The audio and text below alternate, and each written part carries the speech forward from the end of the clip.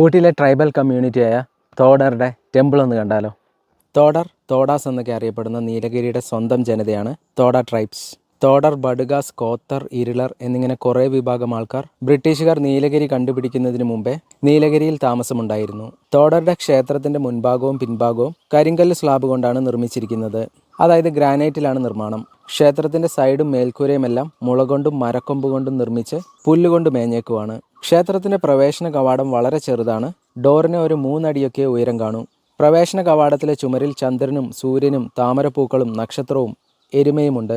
തോഡർ എരുമകളെയാണ് ആരാധിക്കുന്നത്. ക്ഷേത്രത്തിന്റെ ഉള്ളിൽ പൂജാരിക്ക് മാത്രമേ പ്രവേശനമുള്ളൂ. പൂജാരിമാരെ പാലോൾ എന്നാണ് വിളിക്കാറ്.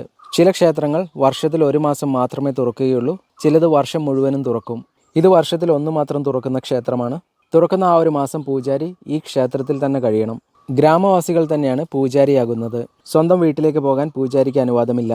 വർഷം മുഴുവനും തുറക്കുന്ന ക്ഷേത്രമാണെങ്കിൽ ഗ്രാമവാസികൾ ഊഴമനുസരിച്ച് പൂജാരികളാകും. തോഡർ പണ്ട് മുതലേ എരുമകളെ മേയ്ക്കുന്ന വിഭാഗമാണ്. എരുമപ്പാൽ അടുത്തുള്ള ഗ്രാമങ്ങളിൽ വിറ്റ് ഉപജീവന മാർഗം കണ്ടെത്തുന്നവരാണ് തോഡർ. തോഡർ താമസിക്കുന്ന ഗ്രാമങ്ങളെ പറയുന്നത് മന്ത് എന്നാണ്.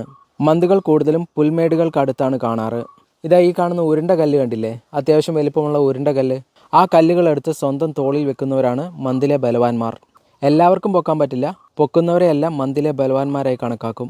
ഇവരുടെ മെയിൻ ഫെസ്റ്റിവൽ ഉപ്പ് പണ്ടികയാണ്. പണ്ടിക എന്ന് പറഞ്ഞാൽ ഫെസ്റ്റിവൽ എന്നാണ് അർത്ഥം.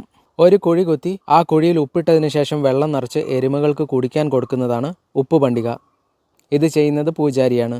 5 വർഷം കൂടുമ്പോൾ അമ്പലം പുതുക്കി പണിയുകയോ അല്ലെങ്കിൽ മേൽക്കൂര പുതുതായി മേഞ്ഞെടുക്കുകയോ ചെയ്യുന്നതാണ് ഇവരുടെ മറ്റൊരു ഉത്സവം. ഇനി ഇവരുടെ ഷോൾ കാണിക്കാം. പുത്തുക്കുള്ളി ഷോൾ. GI ടാഗൊക്കെ ഉള്ള ഷോളാണ്. ഇതിലെ എംബ്രോയ്ഡറി വർക്കെല്ലാം കൈകൊണ്ടാണ് ചെയ്യുന്നത്. കുറേ ടൈം എടുത്ത് ചെയ്യുന്നതാണ്. അതുകൊണ്ട് തന്നെ ഇതിൻ്റെ റേറ്റും കൂടുതലാണ്. ഇതിൻ്റെ റേറ്റ് എത്രയാണെന്ന് ഒന്ന് ഗസ് ചെയ്യാമോ? 2000, 3000, 4000? അല്ല, 7500 രൂപയാണ്. അപ്പോൾ അത്യാവശ്യം കോസ്റ്റ്ലിയാണ് ഈ ഒരു ഷോൾ. അത്രയ്ക്ക് വർക്ക് വരുന്നതുകൊണ്ടായിരിക്കും ഇത്രയും റേറ്റ്. തോഡറുടെ ടെമ്പിളിനെ കുറിച്ചുള്ള ഈ ഒരു വീഡിയോ നിങ്ങൾക്ക് ഇഷ്ടപ്പെട്ടു എന്ന് ഞാൻ പ്രതീക്ഷിക്കുന്നു. ഇനി വീണ്ടും കാണുന്നവരെ bye. Thanks for watching and stay blessed.